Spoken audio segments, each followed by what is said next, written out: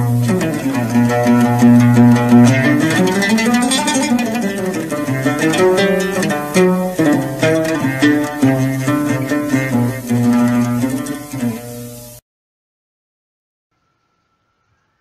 assalamualaikum warahmatullahi wabarakatuh. Apa kabar teman-teman? Kita berjumpa kembali di sesi video saya kali ini.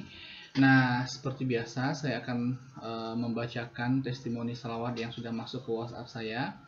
Dan untuk kali ini saya membacakan testimoninya dengan tulisan, jadi tidak ada wawancara ya, karena memang orangnya tidak bersedia diwawancarai. Tapi tidak mengapa, semoga tidak mengurangi kualitas daripada cerita yang akan saya sampaikan lewat bacaan tulisan ini. Oke, sebelumnya saya mau promosi dulu kepada teman-teman yang belum mempunyai buku ini, buku Selawatin Aja ya. Ini adalah tulisan saya sendiri. Bisa ngordernya lewat saya ya. Nanti silahkan diorder lewat WA 0812 771 6294, di WhatsApp dengan nomor 0812 771 6294. Insyaallah saya akan kirimkan. Berikan alamat berupa kecamatan ataupun kota ataupun ataupun kabupaten tempat Anda berdomisili.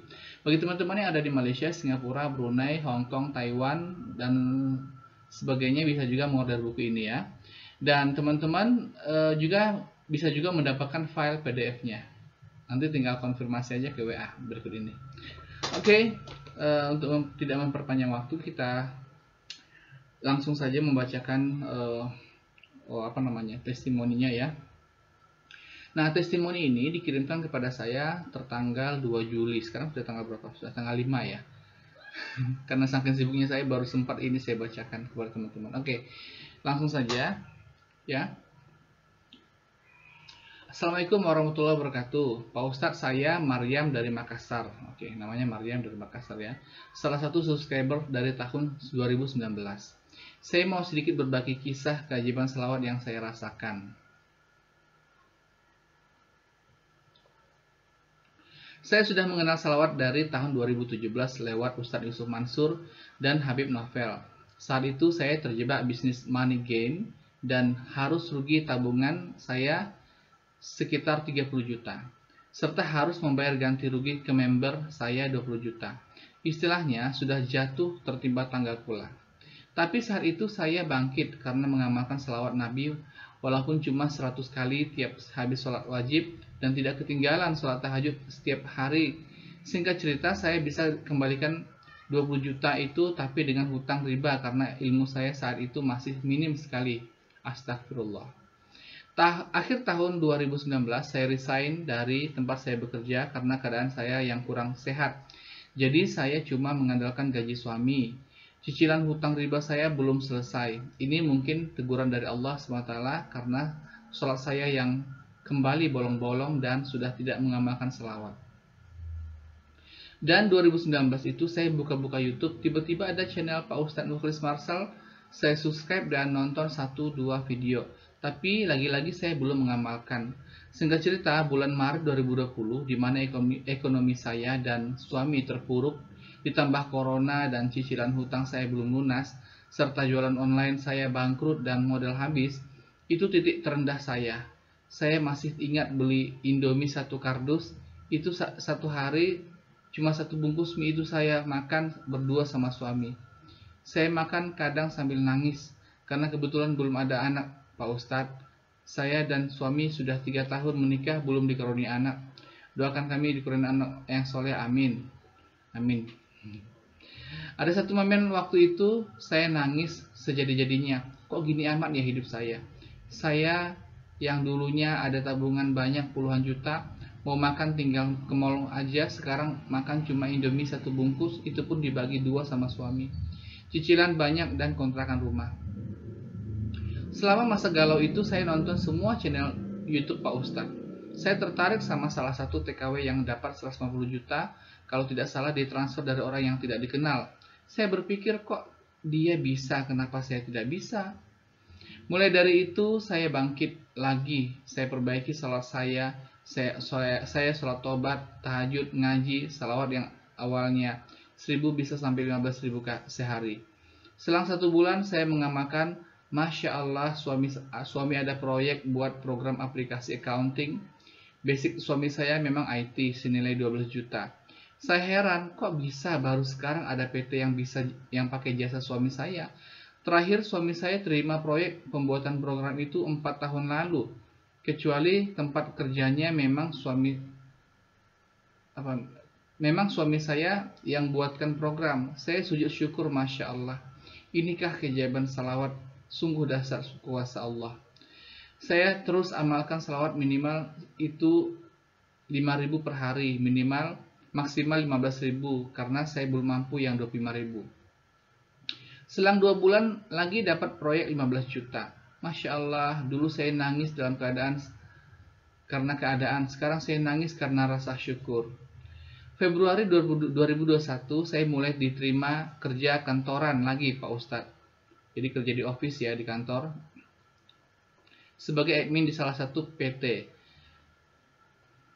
Masya Allah, ekonomi kami mulai berkecukupan, dan bulan kemarin Juni suami dapat proyek lagi 20 juta pembuatan program aplikasi. Jadi total selama setahun 47 juta yang kami terima. Maaf Pak Ustadz kepanjangan, saya cuma mau bilang terima kasih atas video-video di channel Pak Ustadz, karena mungkin tanpa videonya saya tidak bisa sifat itu bangkit, dan saya tidak tahu ilmunya salawat. Dan rahmat kasih sayang Allah itu sangat besar. Kita ditegur lewat musibah sehingga kita bisa merenungi ataupun introspeksi diri apa yang salah sama kita. Pesan untuk teman-teman channel Pak Ustadz, saya cerita ini real, kisah nyata saya. Dosa riba saya sangat besar, makanya Allah kasih saya musibah ataupun masalah. Ayo teruslah bersalawat 5.000 per hari, dan jangan tinggalkan sholat yang penting. Terima kasih banyak. Terima kasih Pak Ustadz, semoga sehat selalu dan rezekinya lancar, amin ya Allah. Maaf belum bisa kirim audio karena saya sibuk di kantor. Nanti insya Allah ada waktu saya buat video kalau saya terima keajaiban lagi. Maaf kalau ada salah kata. Wassalamualaikum warahmatullahi wabarakatuh. Oke. Luar biasa ya ceritanya ya. Jadi teman-teman, itulah yang namanya istidraj ya. Jadi ketika dulu Mbak itu pernah merasa ketika ada uang ya, bisa beli apapun, bisa makan apapun, bisa semuanya serba mudah. Padahal beliau ini adalah orang yang di zaman itu ya masih sering sholatnya ditinggalkan, sholatnya bolong-bolong gitu, belum begitu giat beramal. Nah, kemudian Allah kasih teguran berupa kesempitan hidup.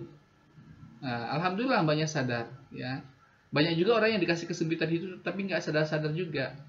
Malah bunuh diri, malah berbuat lebih, malah menyalahkan Tuhan gitu, malah menyalahkan Allah gitu. Oke? Jadi kalau kita ini diberikan Allah kesempitan hidup, coba introspeksi.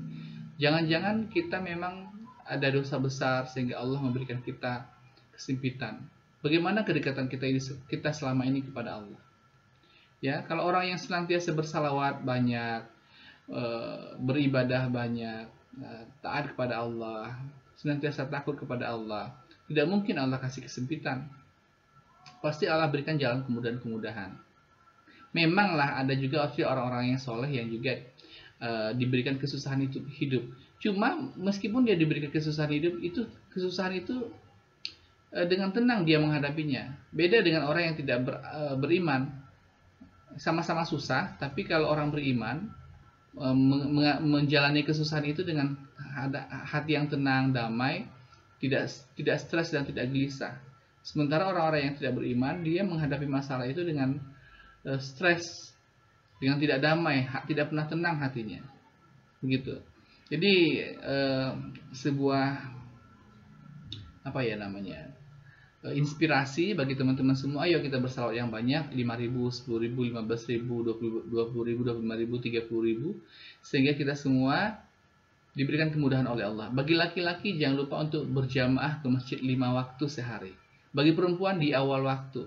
Kalau Anda masih merasa sulit untuk mengerjakan ataupun menegakkan sholat di awal waktu dan berjamaah bagi laki-laki, mohon kepada Allah, ya Allah, Engkaulah yang memerintahkan kami untuk sholat, maka Engkau jugalah yang memudahkan kami. Tolong mudahkan aku bisa menjalankan perintahmu ini, sholat 5 waktu berjamaah di masjid di awal waktu selama 5 waktu ya Allah.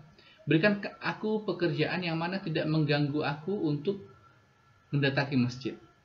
Ya Allah. Nah, begitu juga dengan teman-teman yang ada dimanapun, di luar negeri, menjadi TKW, apapun pekerjaannya. Kalau juga masih sulit, dengan doa salawat, berdoa kepada Allah, ya Allah, aku mohon kepadamu, mudahkan aku untuk bisa melaksanakan sholat. Engkau leburkan hati majikanku, ya Allah, agar mereka semua mengizinkan aku untuk sholat di awal waktu, 5 waktu, tanpa ada halangan sedikit pun. Gitu. Oke, teman-teman. Bagi teman-teman yang sudah mempunyai kisah-kisah keajaiban salawat dan testimoni salawat, saya tunggu untuk bertestimoni di channel saya. Bisa janjian dengan saya untuk saya wawancara, bisa nanti lewat video call, lewat WhatsApp, ataupun nanti kita bisa video call lewat Zoom meeting. Sampai jumpa pada video-video saya berikutnya, dan Assalamualaikum warahmatullahi wabarakatuh.